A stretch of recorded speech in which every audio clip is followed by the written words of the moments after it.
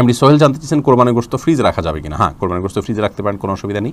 তবে ফ্রিজে রাখার উদ্দেশ্যেই যেন কোরবানি না হয়, কোরবানি করার পর গোশত থাকলো থেকে গেলো সেগুলো রেখে দিলেন ফ্রিজে, অসুবিধা নেই। এমডি জাহিদুল ইসলাম জানতে চেয়েছেন আকিকা না দেওয়া থাকলে কি কোরবানি দিতে পারে? আকিকার সাথে কোরবানি কোনো সম্পর্ক নেই, দুটো সম্পূর্ণ দুই ধরনের ইবাদত। আকিকা না থাকলেও কোরবানি দিতে পারেন, আকিকা না দিলেও কোরবানি দিতে পারেন। আশিক আহমেদ জানতে চেয়েছেন উসিলা দিয়ে দোয়া চাওয়ার বিধান কি? কারোর উসিলা দিয়ে কোনো আমলের উসিলা দিয়ে দোয়া করা যাবে কিনা? আমাদের দেশের উলামা ইকরামের দৃষ্টিভঙ্গি হলো হ্যাঁ, সমস্ত আমলেই আপনার কোনো নেককার মানুষের উসিলা দিয়ে দোয়া করা যাবে, এবং আপনার রাসূল আকরাম সাল্লাল্লাহু আলাইহি ওয়াসাল্লাম উসিলা দিয়ে দোয়া করা যাবে বলে ওনারা বলেন। যদিও এক্ষেত্রেও ওলামায় অনেক আলেমগণ বলেন যে না, রাসূল আকরাম সাল্লাল্লাহু আলাইহি ওয়াসাল্লামের উসিলা দিয়ে দোয়া নয়, বরং জীবিত কোনো ব্যক্তি থাকলে তার আমলের উসিলা দিয়ে দোয়া করা যেতে পারে, তার উসিলা দিয়ে দোয়া করা যেতে পারে, বা নিজের কোনো নেক আমল উসিলা দিয়ে দোয়া করা যেতে পারে। যেমনটি দেখা গেছে যে 3 যুবক গুহায় গিয়েছেন, তাদের গুহার মুখে পাথর পড়ে গেছে, তারা নিজের আমলের উসিলা দোয়া করেছেন, তাদের দোয়া আল্লাহ তাআলা কবুল করেছেন। সেই সাথে রাসূল আকরাম সাল্লাল্লাহু আলাইহি ওয়াসাল্লাম তার চাচার উসিলা দিয়ে দোয়া করেছেন, তিনি জীবিত ছিলেন। এই সমস্ত হাদিসগুলোকে সামনে রেখে এই শর্ত এবং কন্ডিশনগুলো উলামা ইকরাম অনেকে দিয়ে থাকেন। এর পরের প্রশ্ন করেছেন মাহবুব আলম, আপনি জানতে চান মৃত আত্মীয়র নামে কোরবানি করা যাবে কিনা? মৃত আত্মীয়ের নামে কোরবানি করা যাবে, এ বিষয়ে গত নির্বাচিত প্রশ্নোত্তর লাইভে আমরা বলেছি। মৃত আত্মীয়ের নামে কোরবানি করা যাবে। রাসূল আকরাম সাল্লাল্লাহু আলাইহি সাল্লামের তরফ থেকে তার ওয়াফাতের বহুকাল পর আলী রাদিয়াল্লাহু তাআলা কোরবানি করেছেন, বাইহাকি মুসনাদ আহমদ শবিন হাজিকে বর্ণিত হয়েছে, সেজন্য মৃত ব্যক্তির পক্ষ থেকে কোরবানি করা যাবে। কোনো ওলামা ইকরাম বলেন যে জীবিত ব্যক্তির নামের সাথে অ্যাড করে এটা করতে হবে, যদিও জমহুরগণ সাধারণভাবেই মৃত ব্যক্তির তরফ থেকে আলাদা কোরবানি করার পক্ষে মত দিয়েছেন, জায়েজ আছে। এমডি আহসানুজ্জামান জানতে চেয়েছেন কৃত্রিম উপায়ে ষাঁড়ের সংস্পর্শ ছাড়া গরুর প্রজনন জায়েজ আছে কি না? এটার সম্পর্কে পুরোপুরি আমার ধারণা নেই, যার কারণে এই প্রশ্নটির উত্তর আমরা স্কিপ করলাম। জেরিন আপনি জানতে চেয়েছেন সূরা মুলক ও 100 আয়াত ঘুমানোর আগেই পড়তে হবে, মাগরিবের পরে বা এশার ওয়াক্ত হওয়ার কিছুক্ষণ আগে পড়লে হবে না? মাগরিবের পর থেকে পড়লেই হবে বোন, এটা ঘুমানোর ঠিক আগ মুহূর্তেই পড়তে হবে, কোনো কথা নেই। রাতের যে আমলগুলো আছে শোবার আগ পর্যন্ত, মাগরিবের পর থেকে নিয়ে শোয়ার আগ পর্যন্ত যে কোনো সময় পড়লেই আদায় হবে ইনশাআল্লাহ বিইذনিল্লাহ। ইসহাক আপনি জানতে চেয়েছেন দুগ্ধদানের মাধ্যমে যে সম্পর্ক সৃষ্টি হয় তেমনিভাবে রক্তদানের মাধ্যমে কি সম্পর্ক সৃষ্টি হয়? উত্তর হলো না।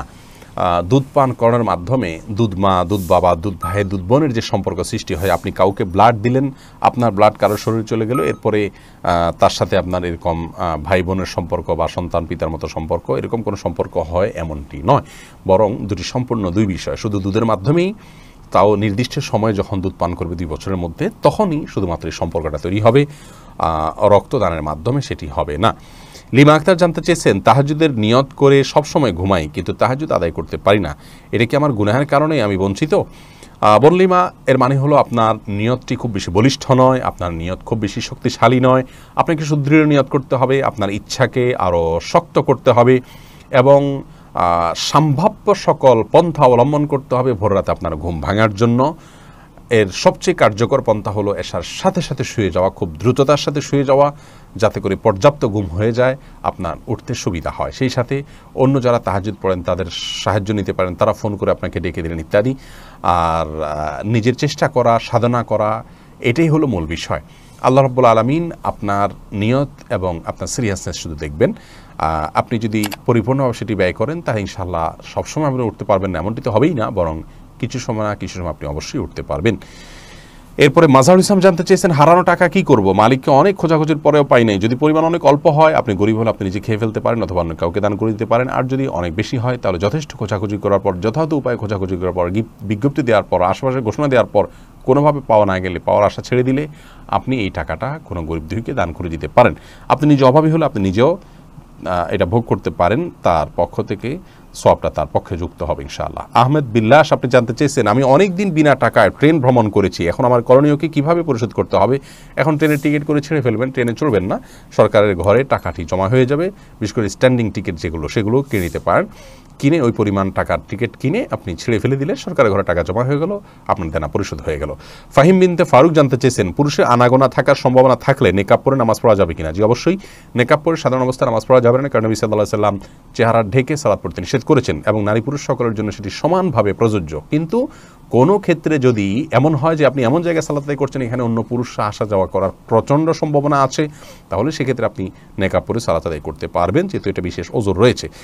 ফারহানা নাসরিন জানতে চেয়েছেন ঈদের রাতে কোনো ইবাদতের বিধান সহি হাদিসে আছে কিনা। ঈদের রাতে জেগে ইবাদত করার কথা একটি হাদিসে পাওয়া যায় যে ব্যক্তি ঈদের রাতে জেগে ইবাদত বন্দি করবে তার অন্তর ওই দিন মারা যাবে না, বা যেদিন সবাই অন্তর মারা যাবে সে তারটা জাগ্রত থাকবে, এরকম হাদিস রয়েছে। কিন্তু হাদিসের সনদ বিশুদ্ধতার মানদণ্ডে উত্তীর্ণ নয়। মুহাদ্দিসিন ইকরামের গবেষণা অনুপাতে যদিও অনেক সালাফ এবং অনেক পূর্বসূরি ওলামায়ে ইকরাম এ রাতের ফজিলতের বিষয়টিকে খুব বেশি গুরুত্বের সাথে না দেখলেও তারা এই বিভিন্ন হাদিসকে সামনে রেখে, যেহেতু ফজিলতপূর্ণ একটি বিষয়, জয়ীফ হাদিসগুলোকে সামনে রেখে তারা সেই আমলটি করার পরামর্শ দিয়েছেন, কিন্তু বিশুদ্ধ হাদিস দ্বারা এটি প্রমাণিত নয়।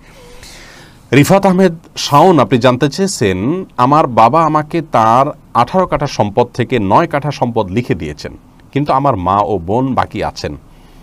এখন আমার করণীয় কি? আলহামদুলিল্লাহ বাবা এখন জীবিত আছেন।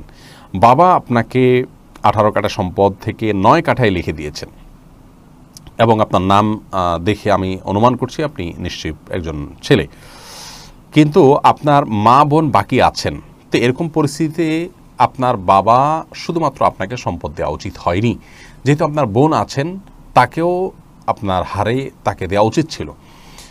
আপনার বাবাকে বোঝানো উচিত এবং সম্ভব হলে আপনি এটাকে রিঅ্যারেঞ্জ করুন এবং এটাকে আপনি আবার ডিস্ট্রিবিউশন করার ব্যবস্থা করুন, যাতে করে আপনার বোনকেও দেয়া হয়। আপনার বোনকে সমান হারে দিবেন নাকি মিরাসের যে হার সে হার অনুযায়ী আপনাকে যা দিবে তার 50% তাকে দিবে, বোনকে দিবে, যেহেতু বোন একা আছেন।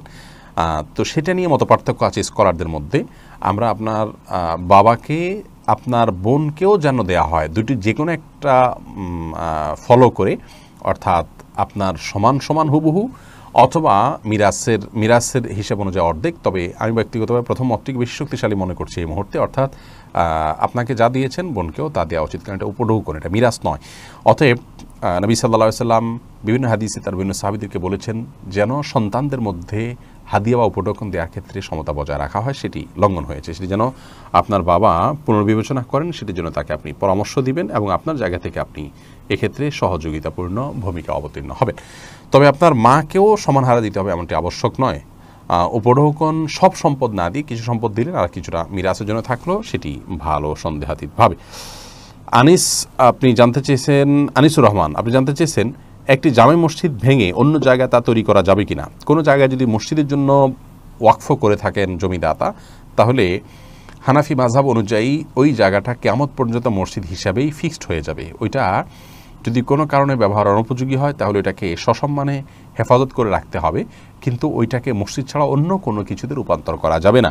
এক্ষেত্রে বিন বাজ রাহিমাহুল্লাহ সহ সৌদি আরবের সাবেক গ্র্যান্ড মুফতি তিনি সহ আরও সৌদি আরবের অনেক উলামায়ে কেরামের দৃষ্টিভঙ্গি ভিন্ন। তারা বলেন যে কোনো জায়গায় যদি মসজিদের জন্য ওয়াকফ করা হয় আর সেখানে যদি এমন হয় যে এখানে ধরুন আশপাশে আর কোনো বসতি নেই,